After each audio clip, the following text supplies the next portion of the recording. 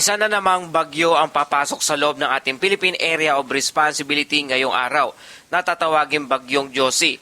Ang ika-10 bagyo ngayong taong 2026. Talakayan natin ang lakas at bilis nito maging ang track ng bagyo sa mga susunod na araw at mga dahilan ng mga malalakas sa pag-ulan sa iba't ibang bahagi ng bansa. Magandang araw Pilipinas! Kung bago ka lang sa ating channel, please like, share, and subscribe. Salamat sa iyong suporta. Mga kababayan, ngayong araw ng Martes, July 14, 2026, isa na namang sama ng panahon ang mahigpit na binabantayan ng mga weather agencies sa kanlurang bahagi ng Pacific Ocean. Ang dating low pressure area ay isa na ngang tropical depression na may international name na Haishen.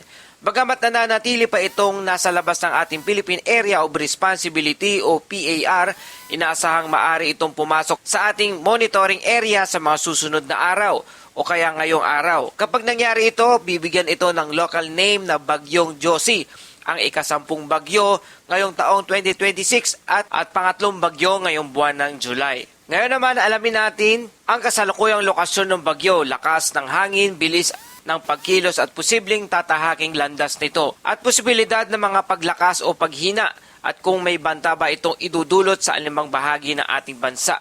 Bagamat hindi pa ito inaasahang direktang tatama sa kalupaan ng ating bansa, mahalagang bantayan ang magiging galaw nito dahil maari pa rin magbago ang forecast sa mga susunod na araw. Kasabay nito, patuloy ding nakakaapekto ang southwest monsoon o habagat na siyang nagdadala naman ng mga pag-ulan sa ilang bahagi ng Luzon. Batay sa pinakahuling datos, ang sentro ng Tropical Depression Haishen ay nasa layong 1,205 km silangan ng Eastern Visayas, kaya nananatili pa rin itong malayo sa kalupaan ng ating bansa.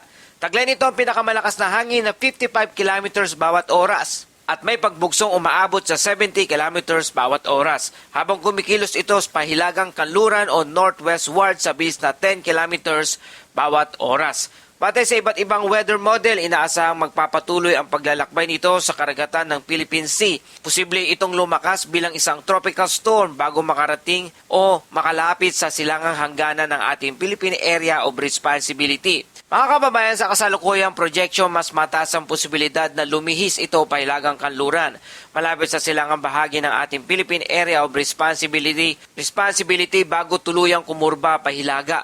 Dahil dito mababa pa rin ang posibilidad ng direktang paglandfall sa alimang bahagi ng ating bansa. Gayunpaman, patuloy na binibigyan diin ng mga meteorologists na ang forecast track ay maaari pang magbago habang lumalapit ang sistema, kaya mahalagang manatiling nakaantabay sa mga susunod na weather updates. Samantala, bukod sa binabantayang Tropical Depression Haishen sa labas ng Philippine Area of Responsibility o PAR, ang southwest monsoon o hangin habagat pa rin ang pangunahing sistemang nakakaapekto sa lagay ng panahon sa malaking bahagi ng Luzon ngayong araw. Patuloy ang pagdaloy ng mainit na hangin mula sa West Philippine Sea ang siyang nagpapanatiling aktibo sa habagat. Dahil dito inaasahang magdadala ito ng mga pag-ulan at thunderstorm sa iba't ibang bahagi ng ating bansa. Pinakamalakas na pag-ulan mararanasan sa lugar ng Ilocos Region, Benguet, Zambales, Bataan at Tarlac. Inaasahan ng maulap na kalangitan na may kalat-kalat na pag-ulan at pagkulog, pagkidlat dulot ng hanging habagat. Bagamat hindi tuloy-tuloy ang pag-ulan, maaari itong maging katamtaman hanggang minsan ay malalakas lalo na sa bandang hapon at gabi o kapag may namuong rain bands dahil dito nananatiling mataas ang posibilidad ng flash flood. Mabilis na pagtaas ng tubig sa mga ilog at sapa, gayon din ng pagguho ng lupa sa mga bulubundukin at landslide-prone areas. Samantala sa Metro Manila at sa natitirang bahagi ng Luzon, makakaranas naman ng bahagyang maulap hanggang maulap na kalangitan na may paminsa-minsang isolated rain shower at thunderstorm.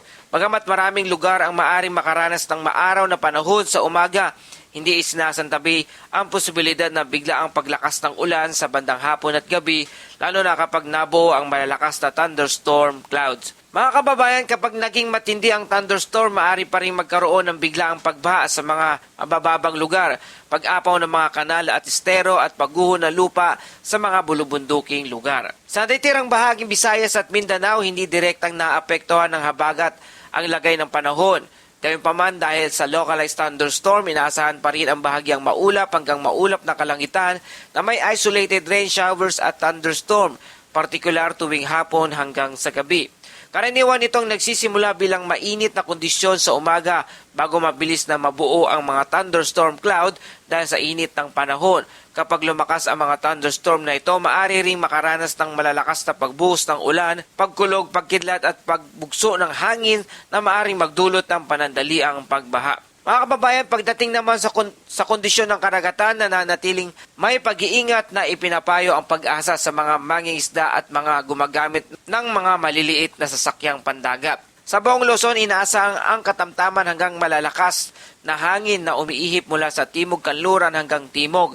Dahil dito, ang taas ng alon ay maaring umabot mula 1.5 hanggang 3.1 metro ang taas na katumbas ng moderate hanggang rough sea condition. Pinapayuhan ng mga sakay ng mga maliliit na bangka at motor na bangka at iba pang sasakyang pandagat na mag-ingat kung kinakailangan pumalaot. Kung hindi naman mahalaga ang paglalayag, mas makabubuting ipagpaliban muna ito habang nananatiling aktibo ang habagat. Samantala sa Visayas at Mindanao, magiging mahina hanggang katamtaman ng ihip ng hangin mula sa timog silangan hanggang timog, habang ang taas ng alon ay nasa pagitan ng 0.6 hanggang 2.1 metro ang taas, slight hanggang moderate sea condition. Bagamat mas kalmado ang kondisyon ng karagatan sa mga lugar na ito, pinapayawan pa rin ng mga mangingisda ang mga biyahero sa dagat na maging mapagmatsyag lalo na kung may nabubuong thunderstorm sa inyong lugar. Sa kabuuan, ang southwest monsoon, hanging habagat pa rin ang pangunahing dahilan ng mga pag-ulan sa malaking bahagi ng Luzon, habang ang Tropical Depression Haishen ay nananatiling nasa labas pa rin ng Philippine Area of Responsibility o PAR at wala pang direktang epekto sa ating bansa sa kasalukuyan. Mga kababayan, sa anumang oras, sa mga susunod na oras, maaari nang pumasok ito sa ating Philippine Area of Responsibility, ang Tropical Depression Haishen, at tatawagin na nga itong Bagyong Josie.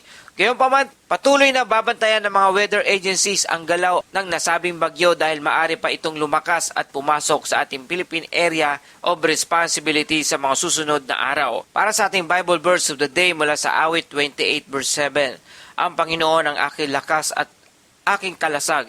Sa Kanya nagtitiwala ang aking puso. Tinulungan niya ako, kaya ang aking puso ay nagagalak at pinupuri ko siya sa pamamagitan ng aking awit.